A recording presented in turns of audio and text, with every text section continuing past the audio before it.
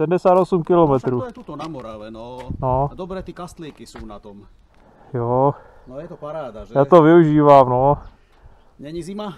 To ještě tu trošku. U nás je hezky úplně modro. Aha. A tady, jak jsem ho to lopeníka, tak normálně zmlha úplně. Prejsť niekam, že? No. No normálne si daj do kastlíku prilbu alebo aj bundu, lebo bude ti asi teplo, vieš. Jo. A nechaj si ju tu. Jo, však jdu k tomu kostelíku akorát. No, nechaj si ju tu, dobre? Nemusíš platiť nič. Aha. Nechaj si ju tu aj tu, lebo ja keď pôjdem s autom ven, ale to nepôjdem tak skoro, tak ono mi nebude zavádzať, dobre? Já počítám tak 40 minut a maximálně. Vlastne ideš, hore sa ide na rozhľadňu, hen tam je tá priepasť, akože, keby sa tu aj zdržal, nevadí, ale to nevadí, keď tu bude, dobre? Nechaj si ju tu. Jo. Parádna, jak nová. Díky. A hlavný stojan...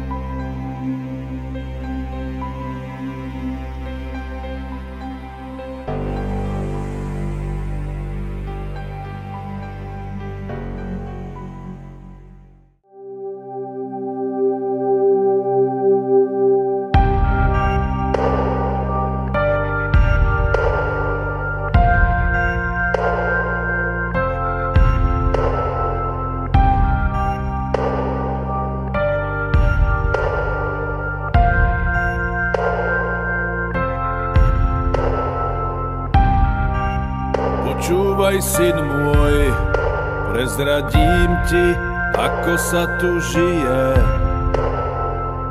ako tu krivda a zločin mocných do očí bije, ako sám kráľ vodu káže a víno pije, ako nás hryzú a štípu jedovaté zmije. Nenájdeš v novinách, že aj ľudia v dolinách už zamykajú brány, že človek zostal sám, bitý zo všetkých strán. Menia sa iba vlády, nenájdeš v novinách to, že zmrzol v dolinách kvet, ktorý lásku dával, čo bolo slobodné, hrdé a čarovné. Dnes v čiernych vodách pláva. Počúvaj, syn môj, pochopíš neskôr, o čo tu ide.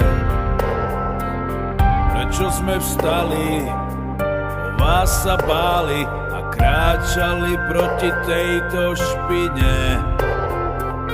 Darmo nás berú, za pravdu súdia, veď si už celú tú našu pravdu šepkajú ľudia. Nenájdeš v novinách, že aj ľudia v dolinách už zamykajú brány, že človek zostal sám, bitý zo všetkých strán. Menia sa iba vlády, nenájdeš v novinách to, že zmrzol v dolinách kvet, ktorý lásku dával, čo bolo slobodné, hrdé a čarovné.